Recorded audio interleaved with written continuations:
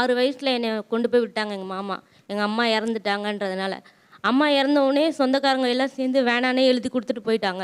நானும் எங்கள் அக்காவும் 2 பேரையும் கூப்பிட்டு வந்து ஹாஸ்டலில் விட்டோன்னே, அங்கே எங்களுக்கு வந்து மம்மி தான் எங்களுக்கு எல்லாமே பார்த்துக்கிட்டாங்க. அதுலேருந்து 20 இயர்ஸ்க்கு மேலே நாங்கள் ஹாஸ்டல்லே தான் வளர்ந்தது. செகண்ட் சாட்டர்டே வந்தால் பேரண்ட்ஸ் எல்லாருக்கும் வருவாங்க. எனக்கும் எங்கள் அக்காவுக்கு மட்டும் யாரும் வரமாட்டாங்க. அந்த டைம்லலாம் ஒரு ஏக்கமாக இருக்கும். ஏன் நம்மள மட்டும் யாரும் பார்க்க வரமாட்டாங்கன்னு. நமக்குன்னு சொந்தம்னு சொல்லிக்கிறதுக்கு யாருமே இல்லையே, நம்மளை தூக்கி கொஞ்சறதுக்கோ நம்மளை வந்து பார்க்கறதுக்கோ யாருமே இல்லையே அப்படின்ற ஒரு ஏக்கம் எனக்குள்ளே எப்பயுமே இருந்துக்கிட்டே இருக்கும். வந்து அலைன்ஸ் பார்க்க ஆரம்பித்தாங்க. அப்போ எங்கள் பாஸ்டர் மூலியமாக தான் அவங்க கிடைச்சாங்க எங்களுக்கு. எங்கள் வீட்டு பொண்ணு அனாதன்ற வார்த்தையே நீங்கள் சொல்லக்கூடாது, ரூல்ஸ் எல்லாம் சொல்லி தான் எங்களை வந்து கல்யாணம் பண்ணி கொடுத்தாங்க. ஃபஸ்ட்டு எனக்குன்னு ஒரு உறவு வருது, நம்ம குழுன்னு ஒரு குடும்பம் வருமா அப்படின்னு ஏக்கத்தோடு இருந்தேன். எங்களுக்கு எங்கள் மாமியார் தான் ஃபஸ்ட்டு, அவங்கள நான் அம்மான்னு தான் கூப்பிடுவேன். சாத்தி என் கண்ணே பட்டுடும் போல.